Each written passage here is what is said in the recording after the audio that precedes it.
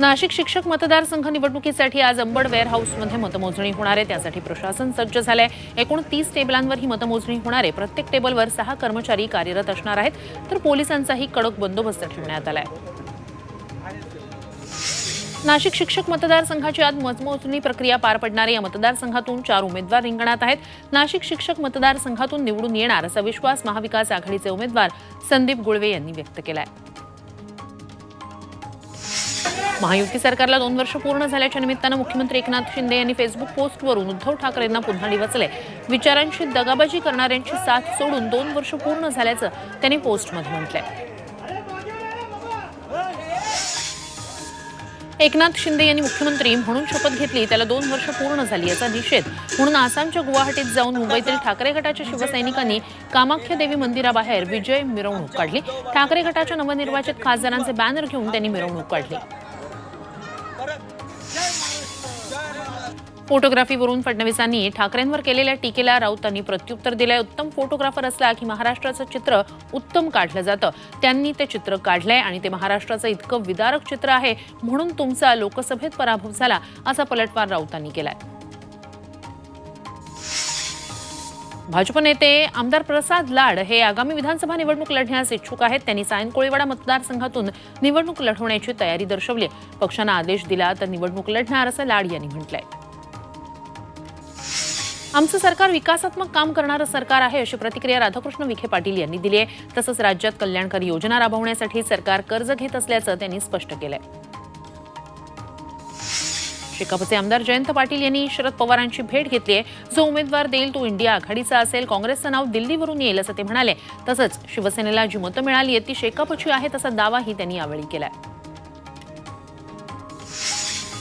खासदार सुप्रिया सुळे यांनी राज्य सरकारवर निशाणा साधलाय। निवडणुकांमुळे लहान बहीण भाऊ आठवतायत असा टोला खासदार सुळे यांनी लगावला। या योजनेत अनेक त्रुटी आहेत, त्याचा अभ्यास सुरू असल्याचं सांगून सरकारकडून जुमल्यांचा पाऊस अपेक्षित होता अशी टीकाही सुळेंनी केली आहे। राज्यात गृहमंत्रालयाचं काम दुर्दैवी आहे असा आरोप सुप्रिया सुळे यांनी राज्य सरकारवर केलाय। बीडच्या घटनेवरून सुप्रिया सुळेंनी गृहमंत्रालयाला धारेवर धरलं। राज्याच्या गुन्हेगारीत वाढ झाली, कायदा सुव्यवस्था बिघडली आहे असा आरोपही सुप्रिया सुळे यांनी केलाय।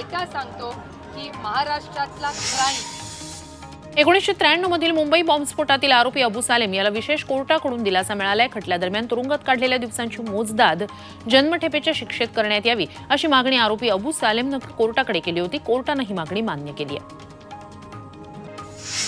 राजकीय दबावामुळे कार्यालयावर तोडक कारवाई केल्याचं नाशिक महापालिका आयुक्तांनी कबूल केलंय अशी माहिती वसंत गीते यांनी दिली आहे। ठाकरे गटाचे नेते आणि माजी आमदार वसंत गीतेंचं जनसंपर्क कार्यालय हटवलं असलं तरी तिथे असलेल्या शिवसेनेचा बोर्ड मात्र काढण्यात आला नाहीये। धर्मवीर आनंद दिघे यांच्या आयुष्यावर आधारित धर्मवीर 2 या सिनेमाचं पोस्टर रिलीज झालं। हा सिनेमा आता लवकरच प्रेक्षकांच्या भेटीला येणार आहे। या कार्यक्रमासाठी मुख्यमंत्री एकनाथ शिंदे, महाराष्ट्र भूषण अशोक सराफ, ज्येष्ठ दिग्दर्शक सचिन पिळगावकर आणि महेश कोठारे उपस्थित होते। बीडच्या मातोरीत झालेली दगडफेक छगन भुजबळांच्या सांगण्यावरून झाल्याचा गंभीर आरोप मनोज जरांगेंनी केलाय। मातोरीतील दगडफेक नियोजित होती। हाकेंची रॅली 4 वाजता आली आणि ते 8 वाजता का आले असा सवाल करत जरांगेंनी भुजबळांवर निशाणा साधलाय।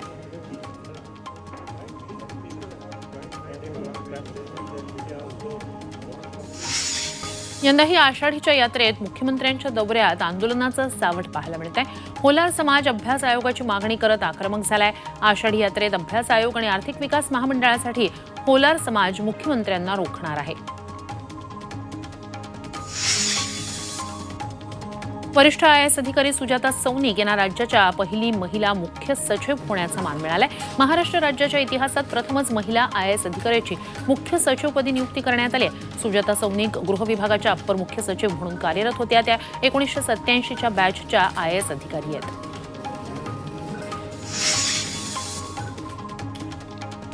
वाशिममध्ये जिल्हा परिषदेअंतर्गत 1074 अंगणवाडी केंद्रांच्या भिंती रंगवण्याचं काम सुरू आहे। विविध मनोरंजक तसंच संदेशात्मक चित्र, सुविचार म्हणी यांचं रेखाटन भिंतींवर केल्यानं अंगणवाड्यांना एक वेगळंच रूप आलंय।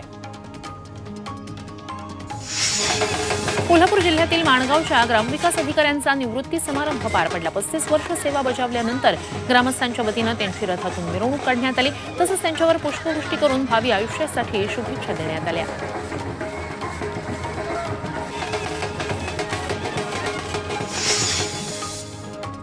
चंद्रपूरच्या गौरीचंद्र मलिक यांनी सीएए कायद्यांतर्गत विदर्भातील पहिलं भारतीय नागरिकत्व प्रमाणपत्र मिळणार आहे। ते मूळचे बांगलादेशचे असल्यामुळे त्यांना भारतीय नागरिकत्व प्रमाणपत्र मिळालं नव्हतं, मात्र आता सीएए कायद्यांतर्गत त्यांना भारतीय नागरिकत्व प्रमाणपत्र मिळणार आहे, नागरिकत्व मिळणार आहे।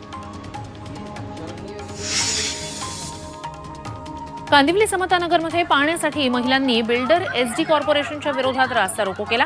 सरोवा या म्हाडाच्या पुनर्विकसित संकुलात 25 मार्चपासून पाणी टंचाई आहे। विकासकाकडे तक्रार केली असता त्यांच्याकडून उडवाउडवीची उत्तरं मिळतात, त्यामुळे नागरिक संतापले। परभणीच्या जिंतूर तालुक्यातील एवढी गाव परिसरात गावकऱ्यांनी अनोखं आंदोलन करत प्रशासनाचा निषेध नोंदवला। सार्वजनिक बांधकाम विभागाच्या अनागोंदी कारभाराचा इथल्या नागरिकांना चांगलाच फटका बसलेला आहे। या नागरिकांनी चक्क रस्त्यावर पडलेल्या खड्ड्यांना हार फुलं वाहत खड्ड्यांची पूजा करत आंदोलन केलं। केंद्र सरकारच्या आयात धोरणाच्या विरोधात सोलापुरात स्वाभिमानी शेतकरी संघटना आक्रमक झाली आहे। केंद्राच्या अध्यादेशाची होळी करत निर्णय मागे घेण्याची मागणी करण्यात आली। यावेळी केंद्र सरकार विरोधात जोरदार घोषणाबाजी करण्यात आली। दिल्लीत विश्व हिंदू परिषद बजरंग दल यांच्या सदस्यांनी संसदेत एमआयएमचे खासदार ओवैसी यांनी दिलेल्या घोषणेचा यांनी केलेल्या जय पॅलेस्टाईन या घोषणेचा निषेध नोंदवला होता। तसंच बजरंग दलाच्या कार्यकर्त्यांनी ओवैसींच्या विरोधात आंदोलन केलं होतं। यावेळी जोरदार घोषणाबाजी करण्यात आली। नाशिकमध्ये पावसानं जोरदार हजेरी लावली। जून महिना उलटला तरीही पाऊस न झाल्यानं नाशिककर चिंतेत होते। जिल्ह्याचा पाणी साठा 7% आल्यानं पाणी कपातीचीही टांगती तलवार होती, मात्र पाऊस पडल्यानं उकाड्यामुळे त्रस्त झालेले नाशिककर जून महिना अखेर सुखावलेत। वाशिम जिल्ह्यातील मानोरा, मालेगाव, कारंजा, मंगरुळपीर, रिसोडसह वाशिम तालुक्यात मेघगर्जनेसह जोरदार पावसाच्या सरी बरसल्यात। खरीपाच्या पेरणी केलेल्या पिकांना पडलेला हा पाऊस पोषक आहे, त्यामुळे बळीराजामध्ये समाधानाचं वातावरण आहे। मात्र जलपातळीच्या वाढीसाठी जिल्ह्यात दमदार पावसाची आवश्यकता आहे। सोलापूरच्या बार्शी तालुक्यात मुसळधार पावसानं हजेरी लावलेली आहे, त्यामुळे ओसंडून वाहणाऱ्या चांदणी नदीचं पाणी आगळगाव पुलावरून वाहू लागले। अशा परिस्थितीतही ग्रामस्थांचा याच पुलावरून जीवघेणा प्रवास सुरू आहे। परभणी शहरासह जिंतूर, सेलू तालुक्यात जोरदार पाऊस झालाय। पावसामुळे सखल भागात पाणी साचलं, तसंच पावसाचा पिकांवरही चांगला परिणाम होणार आहे, त्यामुळे शेतकऱ्यांमध्ये आनंदाचं वातावरण आहे। परभणीच्या गंगाखेड तालुक्यातील गोदावरी नदीच्या पट्ट्यात मुसळधार पाऊस झालाय। अर्ध्या तासात 70 मिलीमीटर पावसाची नोंद झालेली आहे, त्यामुळे नुकतंच उगवलेलं पीक आणि पेरलेलं धान्य मातीतच सडून वाया जाणार आहे। पुण्याच्या इंदापूर शहरासह तालुक्यात आठवड्याभराच्या प्रतीक्षेनंतर वरुण राजानं हजेरी लावली आहे। गेल्या आठवड्याभरापासून इंदापूर तालुक्याच्या सर्वच भागात पावसानं दडी मारली होती। पावसानं हजेरी लावल्यानं शेतकरी राजा सुखावलाय। लोणावळ्यातील भुशी डॅम ओव्हरफ्लो झालाय। 2 दिवसापासून सुरू असलेल्या मुसळधार पावसामुळे भुशी धरण भरलंय। पर्यटकांनी भुशी डॅमवर मोठी गर्दी केल्याचं पाहायला मिळालं।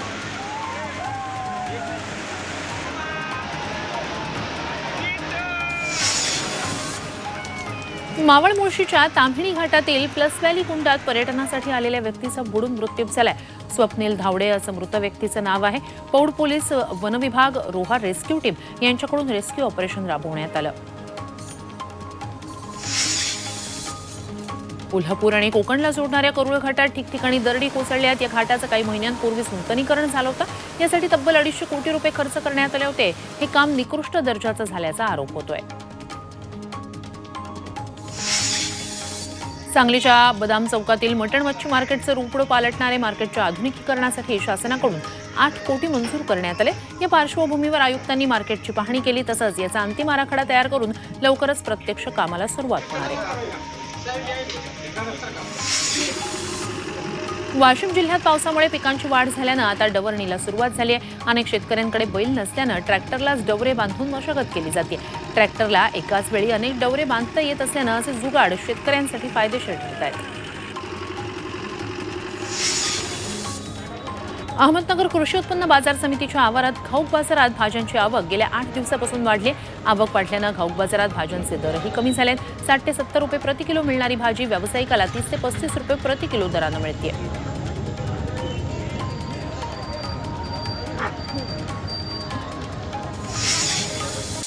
अहमदाबादमधील स्काय सिटी रोड जवळील रस्त्यावर 30 फुटांपेक्षा मोठा खड्डा आढळून आलाय।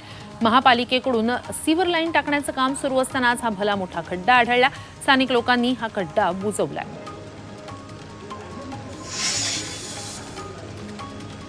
बीसीसीआयचे सचिव जय शहा यांनी टीम इंडियाला 125 कोटी रुपयांचं बक्षीस जाहीर केलंय।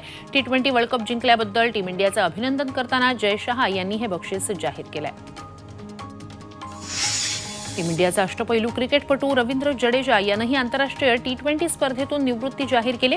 अत्यंत कृतज्ञतेनं आपण आंतरराष्ट्रीय T20 स्पर्धेतून निवृत्ती घेत असल्याचं रवींद्र जडेजानं इंस्टाग्रामवर पोस्ट करत जाहीर केलंय। नांदेडच्या श्रीनगर भागात विद्यार्थ्यांना मारहाण करण्यात आली। भारत T20 विश्वचषक जिंकल्यानंतर इथे वास्तव्याला असलेल्या विद्यार्थ्यांनी जल्लोष केला। त्याचा राग मनात धरत 20 ते 25 जणांच्या टोळक्यानं त्यांना घरात घुसून मारहाण केली। संबंधितांविरोधात गुन्हा दाखल करण्यात आलाय। परभणी जिल्ह्यातील सेलू तालुक्यातील देऊळगावमध्ये मराठा आरक्षणासाठी 19 वर्षाच्या तरुणानं आत्महत्या केली आहे। संदीप रोहिदास गायकवाड असं तरुणाचं नाव आहे। मराठा समाजाला आरक्षण मिळेल की नाही, आपल्या भविष्याचं काय होईल असं त्यानं चिठ्ठीत लिहिलं होतं। लातूरमध्ये 2 गटात तुंबळ हाणामारी झाली आहे। या घटनेत 5 ते 6 जण जखमी झालेत। पोलीस ठाण्यात गुन्हा दाखल करण्यात आलाय। जखमींवर लातूरच्या शासकीय वैद्यकीय महाविद्यालयात उपचार सुरू आहेत। कल्याण रेल्वे क्राईम ब्रांचनं एका सराईत चोर महिलेला अटक केली। अश्विनी भंडारी असं या चोर महिलेचं नाव आहे। तिच्याकडून 9 गुन्ह्यांची उकल करण्यात आली, तर 12 मोबाईलही जप्त करण्यात आलेत। रायगडच्या माणगाव इथल्या आदिवासी आश्रमशाळेत पहिलीच्या वर्गात शिकणाऱ्या विद्यार्थिनीचा मृत्यू झाला। नेत्रा लेंडी असं या विद्यार्थिनीचं नाव आहे। 2 दिवसापासून ती मुलगी आजारी होती, मात्र शाळेतील शिक्षकांच्या हलगर्जीपणामुळेच मुलीचा मृत्यू झाल्याचा आरोप पालक आणि नातेवाईकांनी केलाय।